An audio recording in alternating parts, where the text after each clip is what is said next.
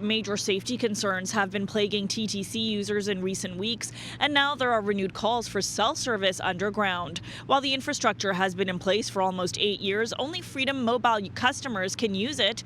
Rogers, Bell and TELUS have not opted in, leaving their customers in the dark. It's infuriating, for so many reasons. Number one, this is Toronto. This isn't some backwoods, small town somewhere. This is a big city. But Toronto is at an impasse despite having the infrastructure ready to go since 2015. Given all of the issues the TTC has had around public safety recently, it's even more dire.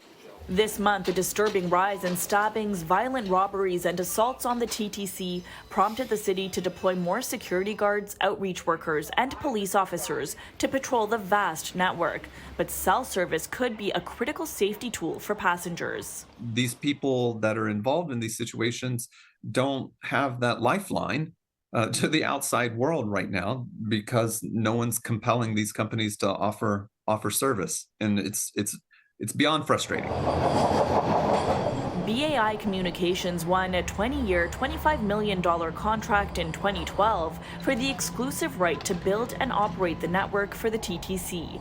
And all 75 subway stations and portions of the tunnel are now equipped with talk, text, and data technology. The plan is to eventually extend cell service to the entire tunnel.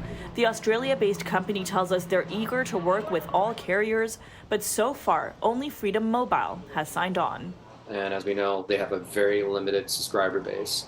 Very few people are actually on it, and therefore the vast majority of TTC users are missing out on a very important safety feature of having cell phone access.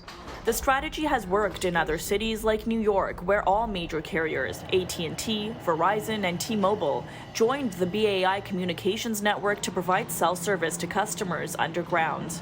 But we're told there's no incentive to do the same in Canada. So what we're seeing here is a case where public safety is secondary to the big cell networks maintaining their oligopoly, because they don't want to be paying licensing fees to someone else that got there first. The infrastructure went in with no sense of how the business arrangement was going to really function, and now you have kind of a stranded asset. And I think in some ways for users that's almost worse because it's so tantalizing, it's so close. Bell tells us in a statement they are committed to building a 5G network in the subway, but the exclusive arrangement with BAI prevents Bell and other carriers from installing their own network infrastructure. There's no reason to have duplication of infrastructure inside of the subway system. Rogers, which is the parent company of CityNews, declined to comment on the story, and TELUS didn't respond to our requests. BAI's contract ends in 2032. The big three Canadian telcos have to wait patiently or make a decision that it's in their economic interests to piggyback off another cell network, which they don't want to do because, the margins are going to be very small for them.